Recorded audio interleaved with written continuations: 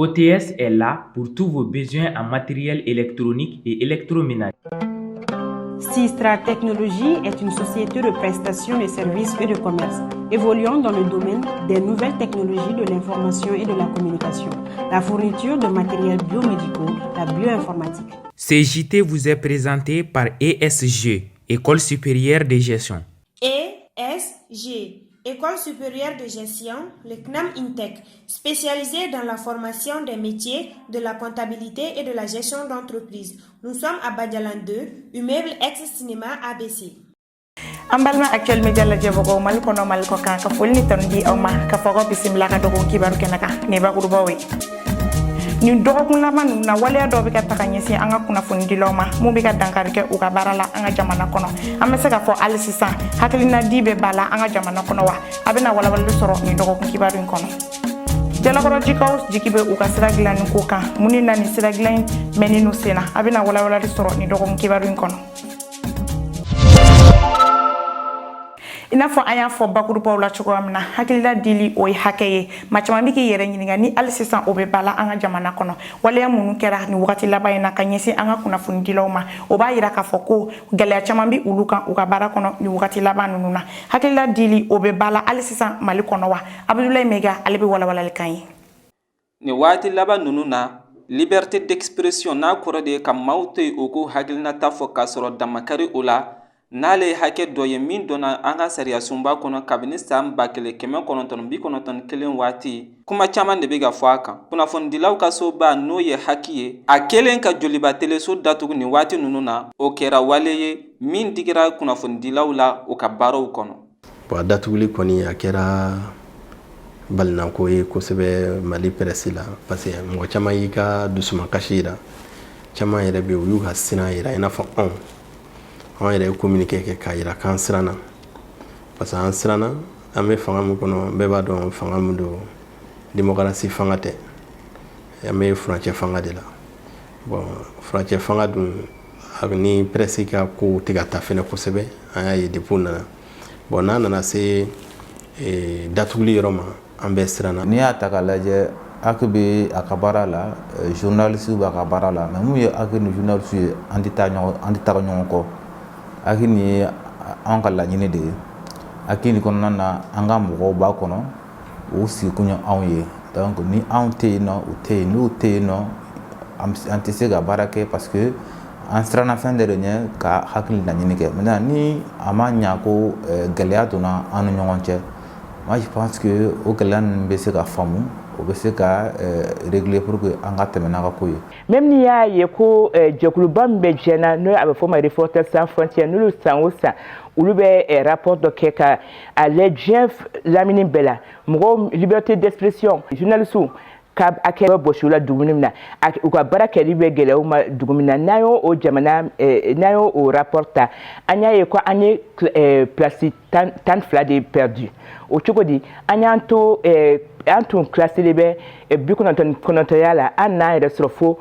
11 place la diɲɛ kulu la o ye ko dɔ ye min kan ka mɔgɔ lasiran. Kunnafonidilaw y'a yira ko hali ni liberté d'expression bɛ Mali la bi a tɛ ka don ba la. Ni wagati liberté d'expression comme n y'a f'i ɲɛna cogo min officiellement mɔgɔ si ma bali ka baara la Mali la mɔgɔ ma intimidé mɔgɔ ma bagabaga k'a fɔ k'i t'i ka baara kɛ n'a bɔra France 24 ni RFI olu datugura ani journaliste dɔw nana fɛnɛ accréditation t'u bolo mais citation yɛrɛ kɔnɔna na journaliste b'u poron yɛrɛ kan hali fɛn dɔw bɛ n'u b'a fɔ u b'u poron yɛrɛ kan u b'a kɛ. Ateka bibi na be yɔrɔ min na an ka na siran kuma ɲɛ a tɛ ka appliquer journalisiya tɛ ma dabɔ k'i ka mɔgɔ ma balima journalisiya tɛ k'i ka mɔgɔ buruja journalisiya tɛ i ka mɔgɔ neni mais e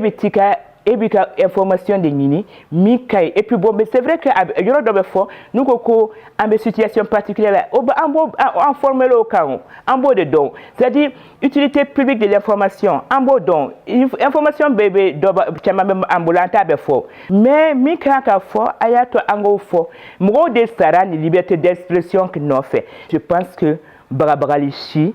siran si tɛna mɔgɔ si bali mɔgɔ kɔni ko nin baara nin kanu b'i la o fosi de tɛna se ka an si bila ka reculer. Bon n'i y'a ye an b'a fɔ ma ko autocensure n'i y'a ye ko bɛ ka se yɔrɔ o yɔrɔ jamana kɔnɔ kɔrɔ b'a jira liberté d'expression menace dɔɔni bɛ yen nɔ parce que ni journaliste commencera ka siran ka fɛn dɔw fɔ parce que a b'a fɔ ne ye nin fɔ balawu dɔ bɛ bɔ a la et pourtant kan k'a fɔ parce que en réalité journaliste kan ka tiɲɛ de fɔ aujourd'hui an y'a ye journaliste kelen b'u yɛrɛ minɛ o yɔrɔ b'a jira ko menace dɔɔni bɛ liberté d'expression na. Walasa kunnafonidilaw ka mɛn u ka baara la k'a sɔrɔ a ma kɛ gɛlɛyaba ye u bolo Appel Mali ɲɛma bɛ fɛɛrɛ dɔw fɔ an ɲɛna. Fɛɛrɛ min b'an bolo o ye fɔlɔ ye mun ye an bɛ kunnafonidilaw bilasira an b'u ka responsabilité f'u ye u ka devoir ye mun ye ani u man kan tɛ ka mun kɛ. Filanan ye mun ye an minnu ye patron de presse ye an bɛ journalistes suit an hakili dalen don u kan pour que au moins u ka baara in hali fɛn ka n'u sɔrɔ k'u t'u ka baara kɔnɔna na o y'an ka devoir ye. Mali kɔnɔ yan sariya min bɛ kunnafonidilaw ka baara kofɔ o de ye loi numéro 0046 17 juillet 2000 wa kunnafonidila caman de bɛ baara kɛ o kɔnɔna na. Fɛn minnu tɛmɛna kunnafonidilaw ni ɲɛmaw ni ɲɔgɔn cɛ nin waati ninnu na a bɛ hakili jagabɔ kun bɔ kunnafonidilaw ka hakɛ la jamana in kɔnɔ. Jalakɔrɔji sira dilanni baaraw daminɛ ni kura ye o kɔnɔlen no kosɛbɛ yen sigidala mɔgɔw fɛ olu minnu degulen no kosɛbɛ ka sabu kɛ gɔngɔn ani sira tiɲɛni ye o mun bɛ ka dankari kɛ u ka taa ni ka segiw la nin waleya in fɛlen tɛ kosɛbɛ yen sigidala mɔgɔ caman fɛ Aminata Igret Kulibali ale bɛ ɲɛfɔli kan ye. Sira a kɛra degun a kɛra tɔɲɔni ye n ko mais o si tɛ a kɛra saya de. Jalakɔrɔji sira baaraw kun daminɛna san 2017 la wa a fɔra ko ni sira kɔfɔlen kun bɛ ban kalo 15 kɔnɔna la. San 5 o kɔfɛ halisa ni sira kɔfɔlen ma ban wa a kɛlen dɔ ka degun caman lase mɔgɔ minnu sigilen don ni yɔrɔ kɔfɔlen na.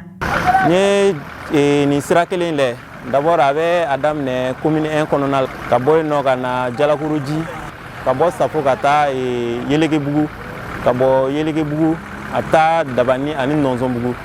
donc o sira in de bɛ taa bila fɔ Kolokani siraba la. Donc a bɛ sɔrɔ ka voie min bɛ yen nɔ ka taa fɔ Kaye fɔ Sénégal sira in b'o de ta donc ni route in an bɛ se k'a fɔ route nationale de don route min voie bɛna a permettre Mali ni jamana tɔ minnu bɛ yen n'o ye sous région jamanaw ye olu bɛna se ka don ɲɔgɔn na. Dɔgɔtɔrɔso da ɲɛsinnen bɛ siraba in ma an ka jardin d'enfant fɛnɛ denmisɛnninw bɛ kalan kɛ yɔrɔ min o fɛnɛ ɲɛsinnen don siraba in de ma école so fɛnɛ ɲɛsinnen don siraba in de ma ani pharmacie n'an ka sugu. Ka fara dingɛba minnu bɛ nin yɔrɔ kɔfɔlen na gɔngɔn kelen don ka fɛn bɛɛ nɛgɛbɔ Jalakɔrɔji sigibagaw la bi. U ye dingɛ minnu sen an ka sira kan tout ça là ça a été un problème pour nous su mana ko yɛrɛ hali ka autoroute ka yɔrɔ in na mobili accident kɛra yen moto kɛra yen dɔw kun cira yen nɔ an y'u ta ka taa n'u ye dɔgɔtɔrɔso la o bɛɛ kɛra Jalakɔrɔji yan donc dɔw déménagera hali mairie wagati min na mairie bɛ ka labaara olu obligera ka t'u ka yɔrɔ la u ma déménager foyi kama parce que poussière minnu bɛ sira kɛrɛfɛ u ka famille u bɛ poussière min consommer bɛɛ b'a dɔn. Jalakɔrɔjika caman bɛ u bɛ taa Yota la komi an ye dɔɔnin kɛ yen nɔ fɛnɛ n'i y'a ta k'a la u tɛ taa dɔwɛrɛ la dɛ poussière de b'u ɲɛ kɔnɔ donc ɲɛ ninnu u b'a ye fɛn dɔw dalen b'a kan n'u y'a bɔ u b'a ye poussière de bɛ yen il suffit que k'a nettoyer ɲɛ bɛ sɔn. An tagalen ministère fɛn na ministre muso min bɛ yen den mana kasi a b'a jigi da a ba de kan bon ministre muso yan anw Jalakɔrɔjika jeunesse reçoit ni hakilina dɔ ye tiɲɛ la a ma bɛn anw ma parce que t-shirt dɔ dilan nɔfɛ ko la route de Jalakɔrɔji fait des victimes. A ko anw ma hali n'anw ya burumisi san k'a sɛbɛn a kan ko la route de Jalakɔrɔji fait des victimes k'ale ka mago tɛ ko Jalakɔrɔji kelen tɛ Mali wa Jalakɔrɔji kelen tɛ jate Mali commune fɛ. Nin sira kɔfɔlen ko ŋunuŋunukan cayalen don kosɛbɛ wa a bɛ sen na halisa an ka ɲininkaliw sen fɛ u bɛɛ y'a yira an na k'a fɔ k'olu t'a dɔn halisa nin sira kɔfɔlen tɛ ka se ka ban cogoya min na. Pour le développement il y a pas de petit secteur ni sira tɛ yen an bɛ avion ta ka na an ka so wa mɔgɔw sigilen bɛ yan nɔ on en a marre maintenant. C'est la vie sauvagerie. On est vraiment tenu compte sira tɛ yen poussière dun filɛ nin poussière man ɲi ni poussière y'i sara ni mobili ye mɔgɔ min tan sisan k'i tan k'i faga ou bien k'i tan k'i bɔ fɛngɛ la n'i ka respiration bloquera o jɛ docteur tɛ min bɛ se k'o furakɛ. An ka nin sira in dilanbaliya a problème tɛ mɔgɔ fila ye a problème ye état de ye parce que ni bamananw b'o de fɔ ni bolo fununa a bɛ da a tigi de kɔrɔ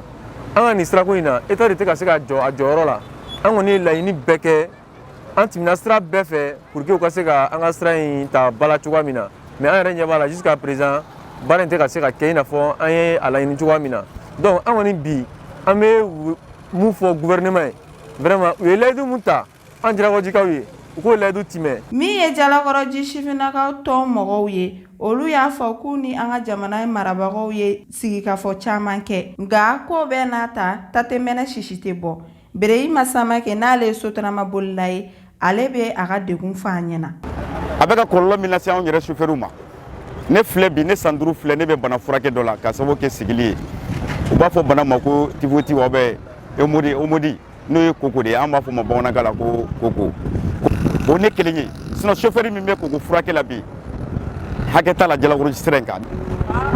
an ka sotarama min bɛ boli la ɲinan sɛmɛ na min bolila a tɛ tɛmɛ sotarama 15 kan ka sɔrɔ sotarama min bɛ sira nin kan ka taa sotarama 100. Jalakɔrɔji sigibagaw kɔni y'a yira k'a fɔ k'olu bɛ fɛ u ka sira kɔfɛlen in ka ban teliya la wa k'u b'a ɲini an ka camancɛ fanga ɲɛmɔgɔw fɛ u ka nin kɛ u kunna ko ye yaasa dɔ bɛ se ka bɔ olu ka degun na cogoya min na. ɲɔgɔndan mun bɛ kɛ yaasa ka lakɔlikaramɔgɔw sugandi forobaca kɔnɔna na o kɛra karidon nɔfɛburu kalo tile 17 san 2022 maa minnu bɔra lakɔlimɛtiriya kalanso la ni an b'a fɔ o ma ko IFM olu y'a yira k'a fɔ ko maa tata ka dɔgɔ kosɛbɛ. Fatumata Sissogo ale bɛ ɲɛfɔli k'an ye. Karidon nɔfɛburu kalo tile 17 san 2022 kun ye ekɔlikaramɔgɔw ka ɲɔgɔndan ye walasa ka don fonction publique la. ɲɔgɔndan in senfɛ a yirala k'a fɔ ekɔlikaramɔgɔ 2200 de ye ɲɔgɔndan in kɛ nka ko mɔgɔ 500 de ka kan ka ta. ekɔlikaramɔgɔ dɔw y'a yira k'a fɔ ko mɔgɔ tata ka dɔgɔ. An ka jamana ɲɛmaaw kan ka jateminɛ kɛ u ka ekɔlikaramɔgɔ tataw la ka d'a kan ekɔlikaramɔgɔ 2200 de ye ɲɔgɔndan in kɛ. Wa mɔgɔ tata ye 500 ye. N'i y'a ta k'a lajɛ ni ɲɔgɔndan in mɔgɔ tata ka dɔgɔ. Wa fɛɛrɛ kan ka tigɛ walasa ka dɔ fara a kan. Mɔgɔ 500 min ka kan ka ta o sugandira minisiriw fɛ. Non, loi tɛ ni ye école karamɔgɔ dɔrɔn tɛ concours bɛ kɛ fo wari de ka sɔrɔ. wari bɛ se ka mɔgɔ hakɛ min ta o de bɛ fɔ a bɛ fɔ de quota donc n'o sɔrɔla a bɛ sɔrɔ kɛ projet d'arrêté bɛ signé ministre de l'administration territoriale fɛ a bɛ signé ministre de l'éducation nationale fɛ a bɛ signé ministre de l'économie et des finances fɛ donc o ministre saba de bɛ jɛ k'a fɔ ni wari hakɛ de dira ni wari hakɛ dira a bɛ bɛn ni école karamɔgɔ hakɛ de ma a bɛ se ka nin hakɛ de ta catégorie A catégorie B catégorie C donc o bɛɛ bɛ sɔrɔ ka arrêté kɔnɔ k'a fɔ sinon loi tɛ arrêté de don. IFM tɛ jamana kalansow dɔrɔn ko fɔ kɛnyɛrɛye kalansow fɛnɛ sen b'a la nka a ka kan jamana ɲɛmaaw k'u janto kalanso ninnu na walasa u ka baara kɛ sariya kɔnɔ. IFM ma dabɔ gouvernement baarakɛlaw dɔrɔn kama kɛnyɛrɛye ekɔliso baarakɛlaw fɛnɛ sen b'a la n'i ye IFM sɔrɔ i bɛ se ka i ka dossier déposer yɔrɔ wɛrɛw la nka a ka kan jamana ɲɛmaaw de ka kɛ kɛnyɛrɛye ekɔliso kɔlɔsibagaw ye walasa u bɛ se ka baara kɛ sariya kɔnɔ cogo min. Almudu n'ale ye ekɔlikaramɔgɔw ka jɛkulu porte-parole ye bɛ ɲɛfɔli k'an ye kun min y'a to mɔgɔ tata ka dɔgɔ ani u ka jɛkulu bɛ wulikajɔ minnu na walasa ka dɔ fara mɔgɔ tata kan. San o san concours kun bɛ kɛ mais ɲinan ta an ye nouvelle ya min sɔrɔ 2021 comme a b'a kalama concours ma kɛ a ma kɛ kun min na hakili mɔgɔ caman fana bɔ kalama parce que wari min dira o la k'a kɛ concours la a dɔnna fɛn wɛrɛ la mais an ye kibaruya sɔrɔ concours kun bɛna kɛ ni mɔgɔ hakɛ min ye an y'a ye o ka dɔgɔ donc an wulila ka se ministre ma kɛrɛnkɛrɛnyara ministre de l'économie et des finances a wagati ka ɲɛfɔli k'a ye o fɔ min ye ko lobbying k'a fɔ ko an bolo a ka d'an ye a k'a lajɛ quota min dira n'u bɛ se ka dɔ fara kan parce que an bolo a ka dɔgɔ an y'a lamɛn i hakili la ko an ye min fɔ a ye a sɔnna ma o de y'a to concours sera ka bɔ nombre kɔrɔ la ka taa n'a ye fo 500 la sinon n'a kun fɔra ko budget fɔlɔfɔlɔ min fɔra n'a kun dan'o ma concours kun tɛ mɔgɔ 500 bɔ donc ministre de l'économie et des finances peut-être o yɔrɔ la an bɛ se k'a fɔ parce que n'a fana ka cɛsiri sɛ parce que je pense que changement min kɛra o tɛ kɛ donc an bolo o ye syndicat ka ni hukumu kɔnɔ o ye syndicat ta parce que e tɛ se k'a fɔ ko e syndicat parce que mɔgɔ ma ta u ye concours ma kɛ k'i bɛ taa grève la o kama.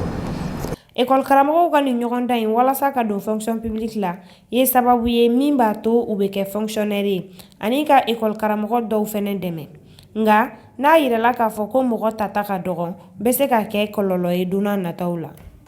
Mali kalandenw ka jɛkulu min bɛ wele ko AYEM olu ye tile 3 baarabila kɛ alamisa don novembre kalo tile 10 sanba 2022 sanfɛ kalansow la kɛnyɛrɛye ani jamana taw la u tilala ka tile 3 baarabila wɛrɛ kɛ mun daminɛna tɛnɛn don novembre kalo tile 14 sanba 2022 kun jumɛnna ni baarabila ninnu kɛra Monsieur Ibrahima Ali Asko Fari ni ale Mali kalandenw ka tɔn ɲɛmaa dan kan ye ale bɛ ɲɛfɔli kan ye Kajatu Kamara ka kuma bara la. Nin baarabila in yɛrɛ il faut que mɔgɔw ka faamuya k'a fɔ ko o tɛ mɔgɔ si ka laɲini mais n'i y'a ye an ser'o ma c'est parce que yan'o cɛ préavis 2 de déposera autorité ka yɔrɔ la donc o préavis déposelen sigikafɔw kɛra donc autorité ye layidu dɔw ta bon hali sini a layiduw ma dafa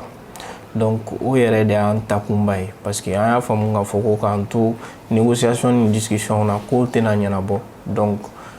n'an ma taa ni taabolo wɛrɛ ye a ka ca Ala fɛ an bɛ to ten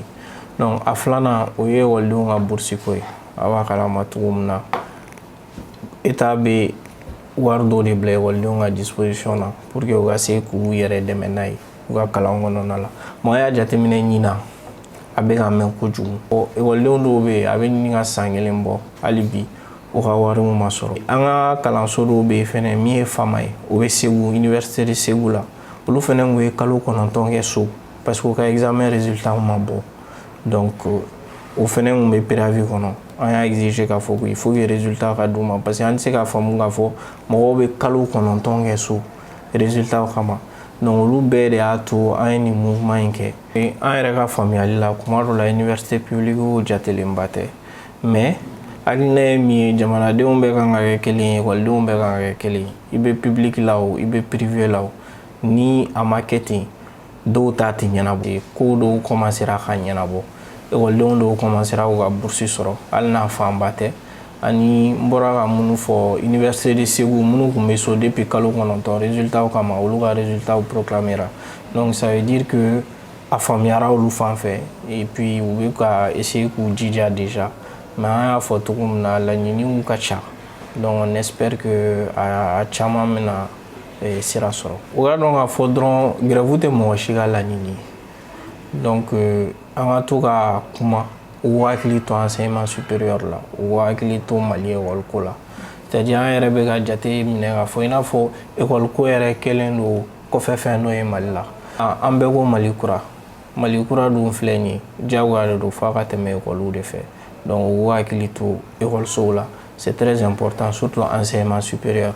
Sisan an ka jɛ ka jamana kɔnɔ kibaru ani kɔkan kibaru lamɛn teliyara Fatumata Darame fɛ. An ka jamana kɔnɔ kibaru tarata don novembre kalo tile 15 san 2022 Bamaciw binna Lesagu dugudenw kan maa 1 fatura maa caman o joginna bagan caman suɲɛna.